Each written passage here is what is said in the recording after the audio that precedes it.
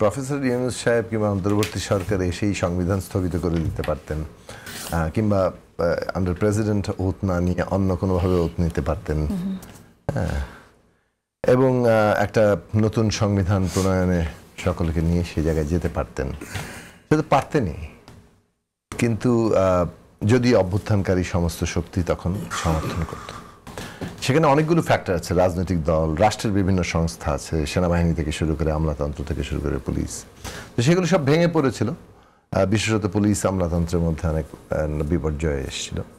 তো এখন এটা তো একটা পলিটিক্যাল পার্টিগুলোর মধ্যে একটা আলাপ আলোচনার বিষয় ছিল, একটা কনসেন্টের ব্যাপার ছিল। যদি কনফ্লিক্ট নিজেদের মধ্যে তৈরি হয়ে যেত তখন কি হয়, একটা শক্তি যদি ডমিনেন্ট হয়ে ওঠে যে আমরা এই সমস্ত প্রভাব বিস্তার করতে পারলাম এবং বল প্রয়োগের শক্তিটা একচেটিয়া করে ফেলতে পারলাম, সেনাবাহিনী তার পক্ষে চলে গেল, কিংবা নিজেরাই তারা সেনাবাহিনী গড়ে তুলেছে, রাষ্ট্র বিপ্লবে কি হয়, তখন আপনি এই জায়গাটা করতে পারছেন।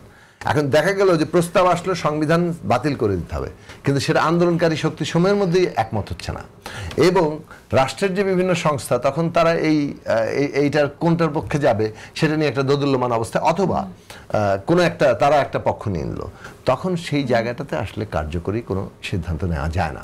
ওইরকম অবস্থার মধ্যেই পড়েছিল ওই 7-8 তারিখে, 6-7 তারিখে। তারপরও আমরা বলবো যদি ঠিকমতো সকল শক্তি, মানে যেমন আমাদের সাথে আলোচনাই হয় না, এই কথাটা আমরা বলছি বারবার, এই আলোচনা যদি হতো তাহলেও তো একটা ডিসকোর্সে আসা যেত। কিন্তু আপনি এখন একটা প্রসেসে ঢুকে পড়েন, মাঝখান দিয়ে হঠাৎ করে এসে বলবেন আসেন ভাই আমি যা চাইতেছি আপনি তা গ্রহণ করেন, এরকম আবদার দিয়ে তো রাষ্ট্র চলে না ভাই। একদমই তাই, আমার মনে হয় যে আবদার দিয়ে রাষ্ট্র চলে, সেই কথাটা ঠিক শেষ করতে হবে। ব্যারিস্টার অসীম, আমি আপনার মন্তব্য শুনতে চাই, এবং আপনার এলাকায় একটু, আমি আপনাকে মনোনয়ন দেওয়া হয়নি, স্থগিত হয়ে আছে, সেই এলাকায় আসলে কি হতে পারে, দল কি আসলে অন্য কারোর জন্য ছাড় দেওয়ার কথা ভাবছে কিনা, আমি একটু শুনতে চাই।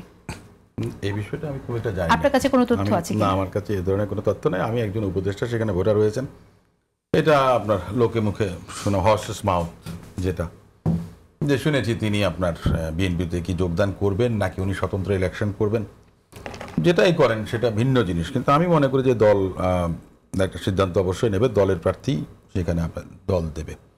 তার কারণ আছে, একটা ইম্পর্টেন্স আছে এখানে, এটা একটা হাব, ধানমন্ডি, ঢাকা 10, এখানে ম্যাডাম খালেদা জিয়া এখানকার এমপি ছিলেন, জমিরুদ্দিন সিকদার সাহেব এমপি ছিলেন, খন্দকার মাহবুবউদ্দিন সাহেব এমপি ছিলেন, মীর শওকত আলী সাহেব ইলেকশন করেছিলেন, আমার শ্বশুরপ্রয়াত আব্দুল মান্নান সাহেব ইলেকশন করেছিলেন, এবং এই ধানমন্ডিতে আপনার 32 নম্বর বলেন, তিনের এতে সভানেত্রী, আওয়ামী লীগ সভানেত্রীর কার্যালয় আছে, সুধা সদন আছে যেখানে তার নিবাস, সিআরআই আছে তাদের, আরও অনেক কিছু তাদের আছে। এটা হচ্ছে যে গোপালগঞ্জের পর তাদের দ্বিতীয় তীর্থস্থান, এটা পুণ্যভূমি এটা।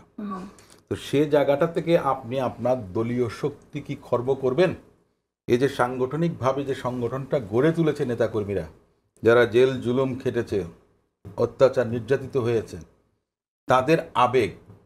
তাদের আবেগের জায়গাতে আপনি আঘাত করবেন দল, আমার কাছে মনে হয় না দল এই ধরনের কোনো সিদ্ধান্ত নেবে। অন্তত সেটা দলের যারা প্রার্থী আছেন, এলাকার লোকাল, এবং আমাদের নেতাকর্মীরাও বলেন যে যারা আছেন এখানে লোকাল, তাদেরকে দেওয়া হবে। অতএব দলের আমি মনে করি যে অনেক বিবেচনা করা উচিত। আপনি যদি কাউকে দিতে চান তাহলে আরো অনেক জায়গা আছে, তাই না? আপনাকে এখানেই দিতে হবে, আমি তা মনে করি না। ধন্যবাদ আপনাকে। আপনি যদি গণভোট এবং অন্তর্বর্তী সরকার কোনোটাই সংবিধানে নেই, তারপরও গণভোট এবং অন্তর্বর্তী সরকারি নির্বাচনের দিকে নিয়ে যাচ্ছেন বলে একটি মন্তব্য করেছেন এখানে অ্যাডভোকেট রাজ্জাকি। আপনি এই বিষয়ে একটু সংক্ষেপে যদি বলেন, আপনি একজন আইনজীবী, আপনার মন্তব্য শুনতে চাই।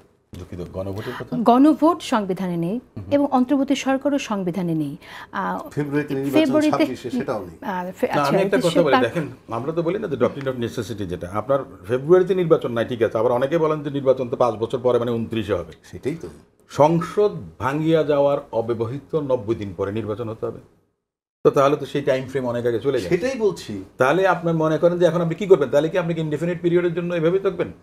আপনাকে একটা ব্যবস্থা করতে হবে। আপনি বললেন এটা আপনার মনে করেন যে প্রাইম মিনিস্টার পালিয়ে গেছেন, কিন্তু ভ্যাকুয়াম তো থাকবে না,